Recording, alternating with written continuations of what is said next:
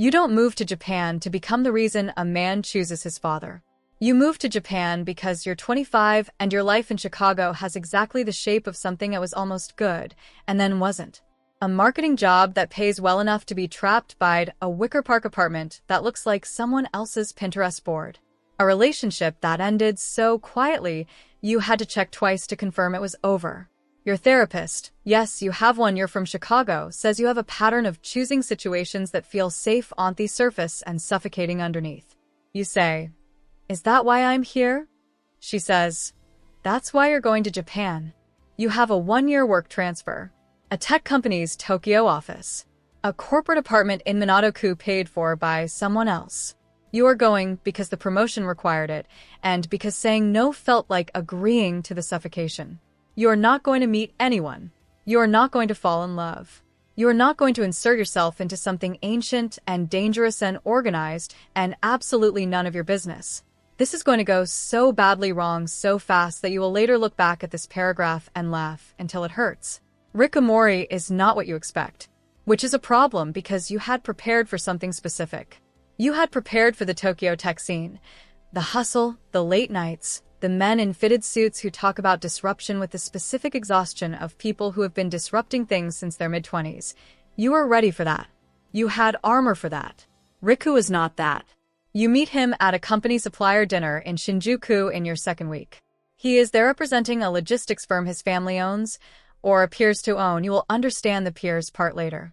He is 29, broad-shouldered, quieter than the room, with dark eyes that move around a space the way people move around a space when they have been taught from childhood that knowing all the exits is not paranoia, it is courtesy.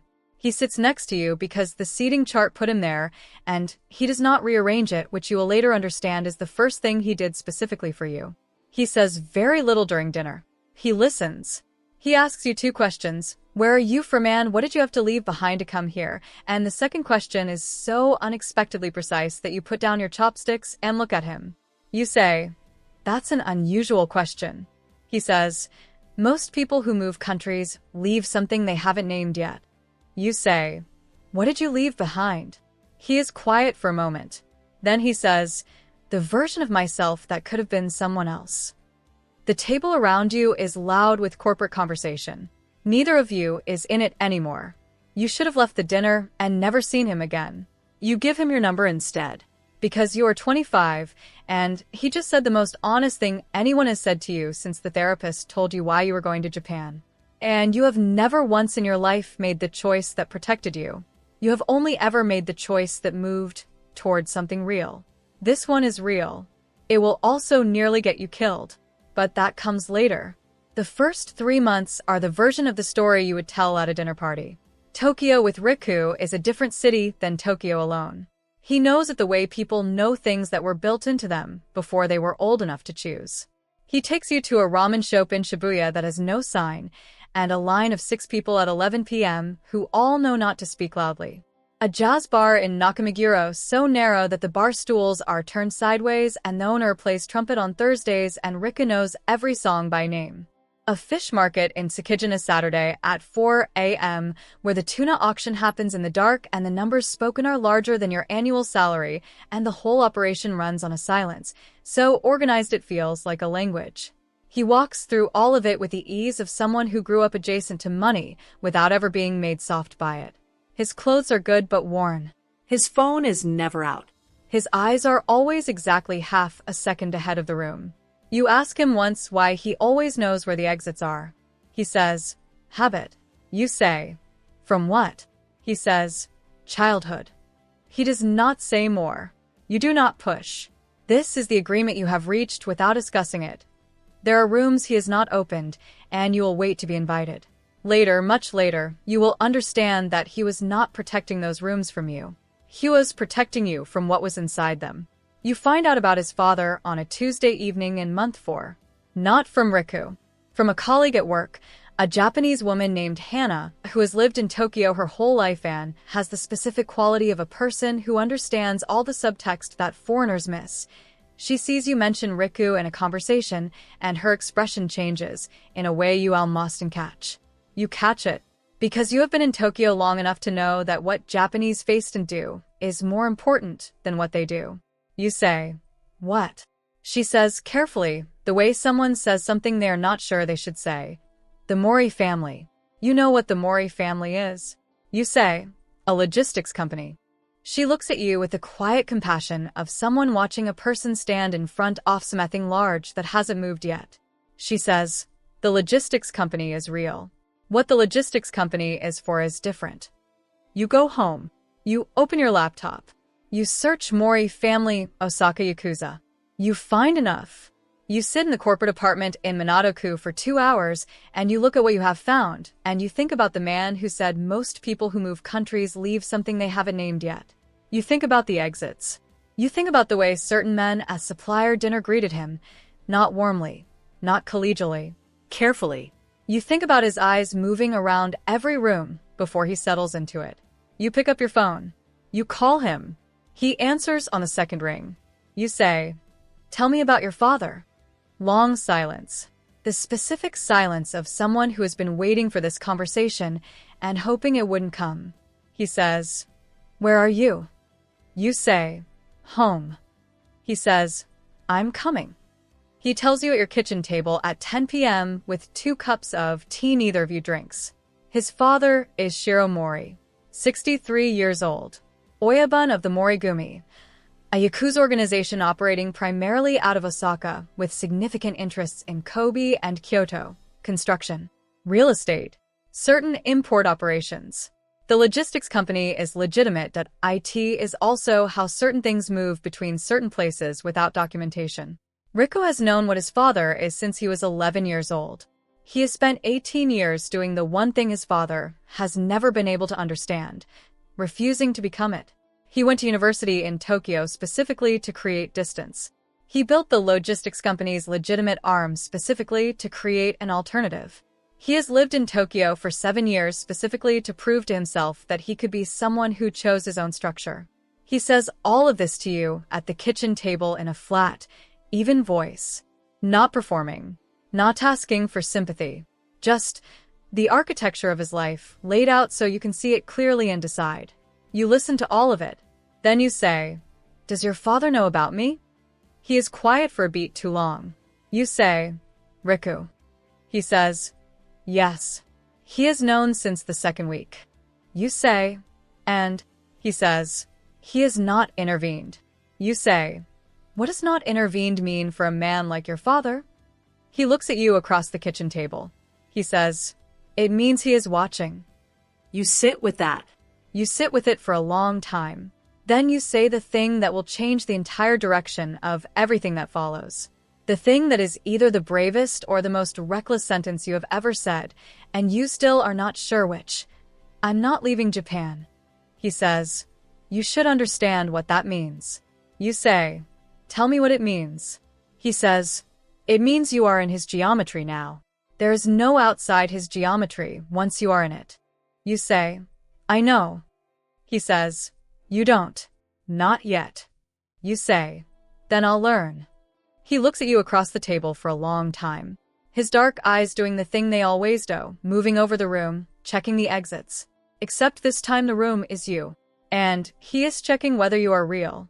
He decides you are. That is when the real trouble starts. Here is what Shiro Mori looks like so you understand what you are dealing with. He is not large. That is the first thing.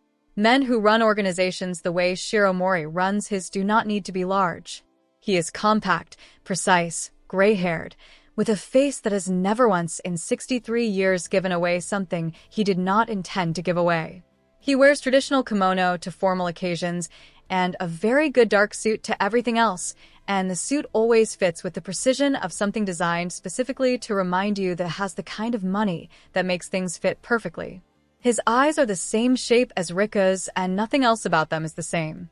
Where Rika's eyes check exits because he learned danger young, Shiro's eyes check exits because he built the danger. He knows where every exit is because he decides which ones stay open. You meet him for the first time in Osaka in month 5. Rika does not bring you. His father summons you both. There is a difference. The car comes to the Tokyo apartment on a Saturday morning. Black, long, Two men in the front who have the specific posture of men whose job is to be between their employer and whatever the employer does not want near him. Riku is already in the back. He looks at you when you get in with an expression that is half apology and half, "This is what I warned you about." The drive to Osaka takes 3 hours. You and Riku talk about nothing because the two men in the front are there, and talking about anything real requires a privacy you do not have. He holds your hand the entire way. His grip is steady. Yours is steadier than you expect, which surprises you. The Mori residence is in the hills east of Osaka. Traditional construction. Extraordinary garden. Carp in a stone pond with a specific unhurried movement of fish who have never once worried about anything. Men at the gate. Men at the door. Men whose function is visible without being stated. You walk through all of it behind Riku. You do not let your step change. You made a decision about this in the car. Whatever this meeting is, you are not performing fear. You have been a lot of things in your life. Afraid is one of them. You have never once let fear change your posture, and you are not starting in a Yakuza Boss's garden in Osaka. Shiro Mori is in the main room at a low table. Alone. His hands flat on the table. His face, absolutely neutral. He looks at you for a long moment. Not at Riku. At you. Then he speaks in Japanese. Riku translates, quietly, at your side. He says, "You know what this family is?" You say, "Yes." He says, "And you are still here?" You say, "Yes." He says, "Why?" You look at him directly. This man who has decided the shape of more lives than you can count, who holds your future in his hands the way he holds everything, which is with total and unquestioned authority, and you say, "Because your son is the most honest person I have met in my life. And I don't leave honest people." Silence. Shiro looks at you. He looks at Riku. He looks back at you. He says something in Japanese that Riku does not immediately translate. You say, "What did he say?" Riku is quiet for a moment. Then, he said you are either very stupid or you are what he has been waiting for Riku to find. You say, "Which does he think it is?" Riku almost smiles. He hasn't decided. Shiro refills his tea. He gestures for you to sit. You sit. The meeting lasts 2 hours. He asks you questions about Chicago, about your work, about what you think of Japan. Normal questions. The questions of a man calibrating.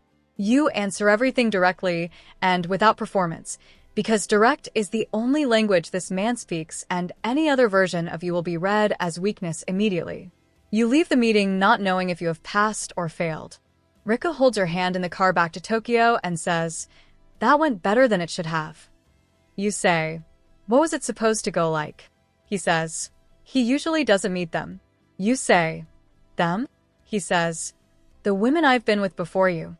You say, "He just decided they weren't a problem?" He is quiet for a beat. He says, "He decided they weren't serious." You understand. You were serious enough to meet. This is not comfort. This is information. Month 7. The proposal. It happens in Nakameguro, by the canal, on a Sunday evening when the cherry blossoms are still 3 weeks away, and the trees are bare, and the water is black, and the city lights are reflected in it, and everything is exactly as real and undecorated as life actually is. No restaurant. No theater. He stops walking and turns to you and says, "I need to ask you something, and I need you to understand everything it means before you answer." You say, "Ask." He says, "Marry me." You say, "I know what it means." He says, "Tell me." So you do. You tell him what it means. His father's world at the edge of your life, like a weather system that never fully moves off. Men at doors. Eyes that check exits. Phone calls that require him to stand and walk away. The specific discipline of loving someone who contains a history you will never fully enter. The fact that your parents in Chicago will need an explanation you will never fully be able to give.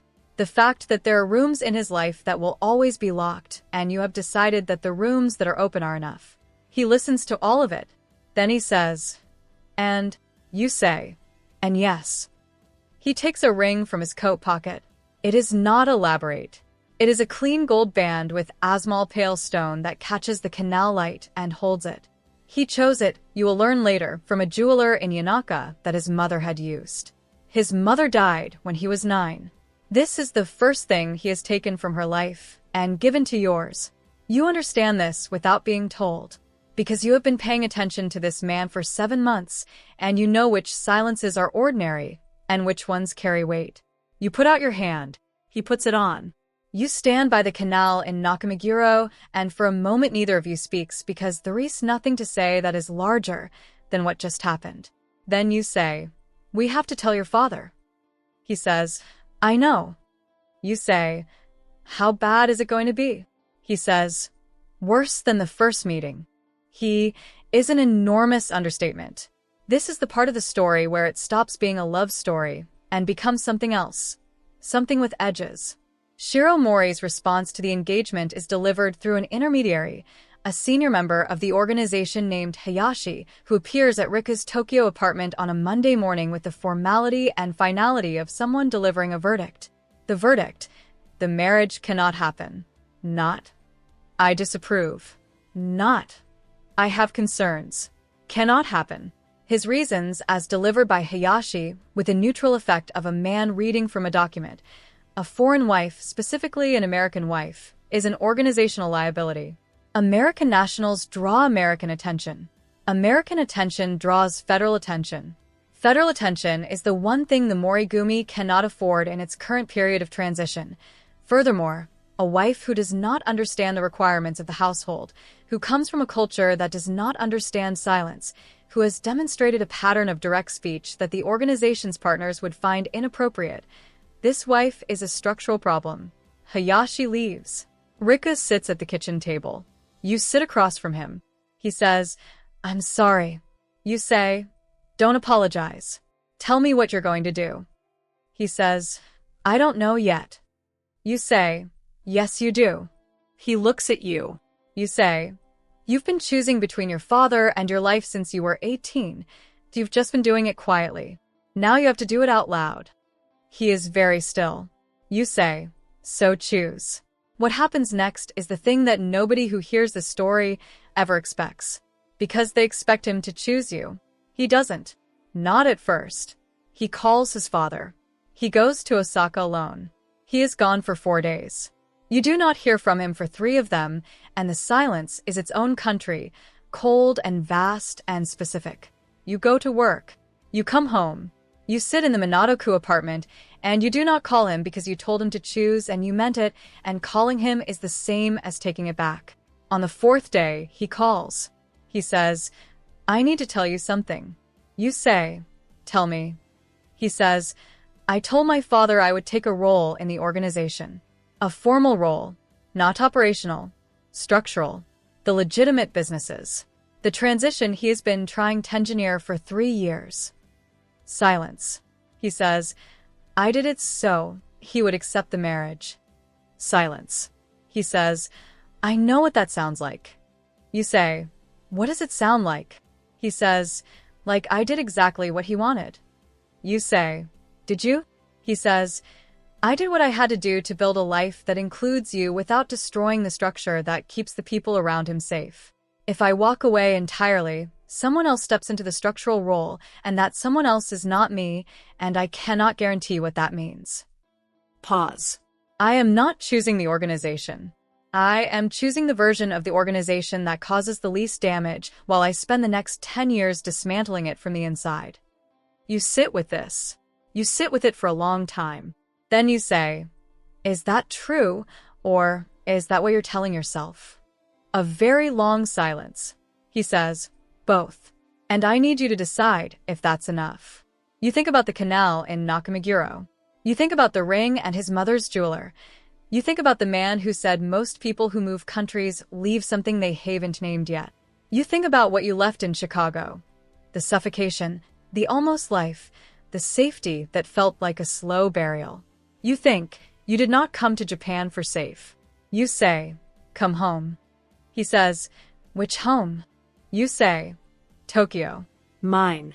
Ours. He comes back the next morning. You don't talk about it immediately. You make coffee. You sit at the kitchen table. Eventually you say, "I need you to understand something." He says, "Tell me." You say, "I am not the reason you made this choice. You made this choice. You would have had to make it eventually whether I was here or not. I just made eventually arrive." He looks at you. You say, "Which means you cannot, ever, make me responsible for what it cost you. That debt stays with you." He says, "I know." You say it like you mean it." He says, "The choice is mine. The cost is mine. You are not the cause of it." You nod. You say, "Okay, now we can talk about the wedding." Here is where it gets dangerous. Because Shiro Mori accepted the arrangement publicly, accepted the marriage, accepted the terms of Rika's formal role. He gave his word. What Shiro Mori's word means in practice is something Riku understood, and you are still learning. It means yes in the room, and the question stays open outside of it. 6 weeks before the wedding, you're walking back from dinner in Hiro.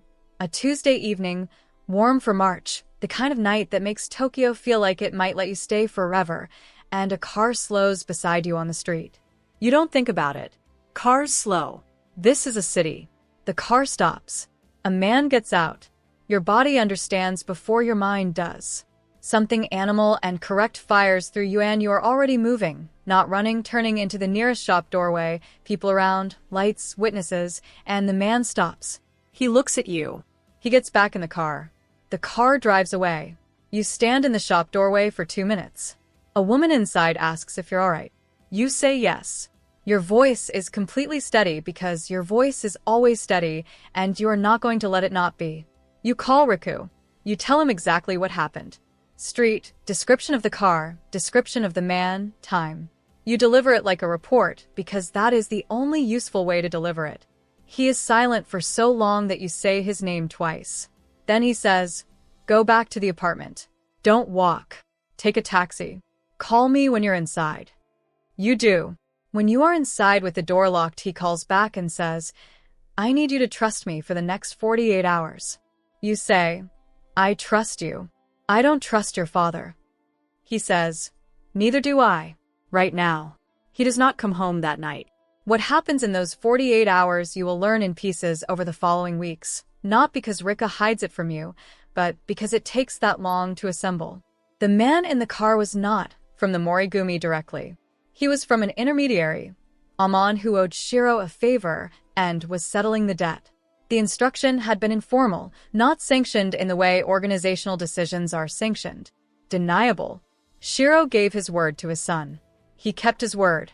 He also found a way around it that kept his word technically intact and did exactly what he wanted anyway. Rika goes to Osaka. You do not know exactly what happens in that meeting. You know it lasts 6 hours. You know Riku comes back with a bruise along his jaw that he says is nothing, and you know enough not to ask. You know that the man who slowed the car does not resurface. You know that after this meeting, the bow from Shiro's men when they see you becomes slightly longer, more formal, recognized rather than tolerated. And you know that Riku comes home on the second night and sits at the kitchen table and puts his hands flat on it and says, "It won't happen again." You say, How do you know?" He says, "Because I made it very clear what I would do if it did." You say, "What would you do?" He looks at you. He says, "Walk away from everything. The role, the company, the family. Take you to a city my father doesn't have architecture in and never come back."